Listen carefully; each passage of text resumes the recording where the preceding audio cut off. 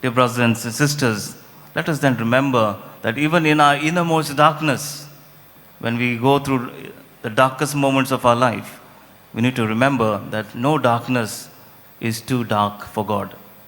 That no darkness is too dark for God. And for that, we need to do a few things to recognize the light.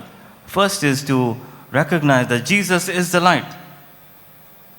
First is to separate ourselves from darkness and recognize that God is our light.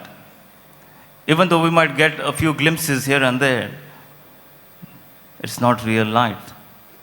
Real light, Jesus is the light. And that's the Christmas story, that those who were grouping in darkness have found a bright light, a great light. That Jesus is our true light. The second thing is to always walk in this light. Even though there may be distractions on our left and on our right, always to keep looking at this light. Always to keep looking at this light. The third thing that we need to remember is God is still present in our darkest moment. God is still present in our darkest moment.